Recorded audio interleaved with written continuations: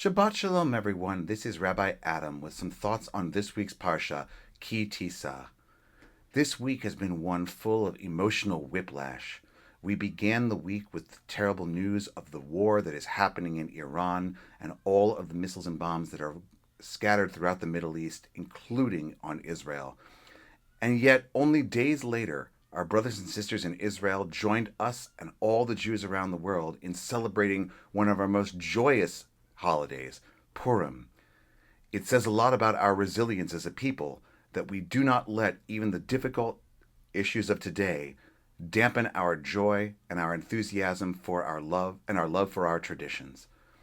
But it still is a difficult Shabbat to go into, knowing that the missiles are still being launched and Israel is still in danger. It is tempting, I'm sure, to make all kinds of judgment about what is going on. We are truly living history minute by minute. And God knows we hope and pray for a wonderful and benevolent outcome for Iran, for Israel, and for the whole world. But it is really difficult to be able to say what is happening in the moment because we just don't have all the facts yet about what's going to happen and how it's going to go down. It reminds me of a story I heard once from Rabbi Yitzchak Zweig. It says a young couple moved into a new neighborhood and settled into their home. And the very next morning, while they were enjoying their coffee at the kitchen table, the young husband saw the neighbor putting out their laundry outside to dry. And he couldn't help but think to himself, wow, that laundry isn't very clean. Maybe the washing machine in that house isn't working. Maybe that person doesn't know how to do detergent. And they looked on and remained silent. The next few days, every time the neighbor hung the wash out to dry, the husband thought to himself similarly. A week later, the husband was surprised to look outside and see that the wash that was hanging on the line was brilliantly clean and bright white. He began to think to himself, wow, maybe she got better detergent. Maybe she's finally learned how to wash correctly. I wonder what changed. The wife smiled and said, sweetheart, I got up early this morning and cleaned our windows. The lesson we get out of such a thing is that what we perceive when watching things often depends on the clarity of the lens through which we're looking at them. Right now, in the fog of war that is not even a week old, it is very difficult to see anything clearly.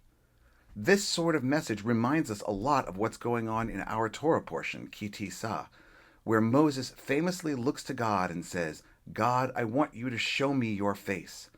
That's something we would all love to do, but God very quickly says, no person can see my face and live.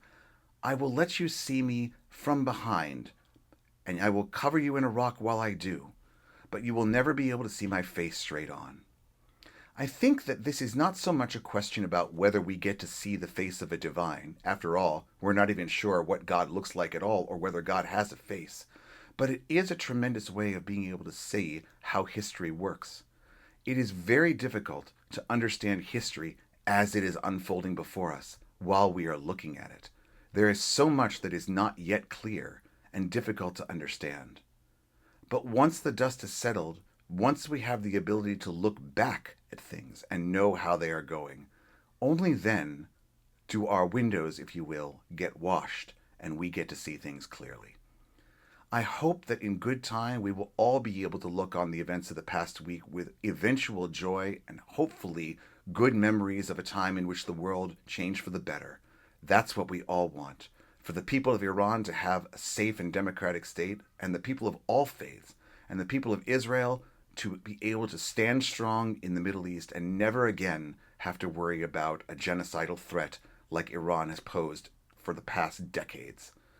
But we'll never know exactly what is happening or why it's happening without a little bit more time to pass.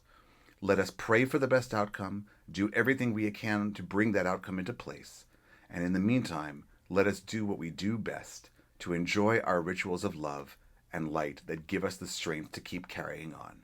And for that reason I say to you all, Shabbat Shalom.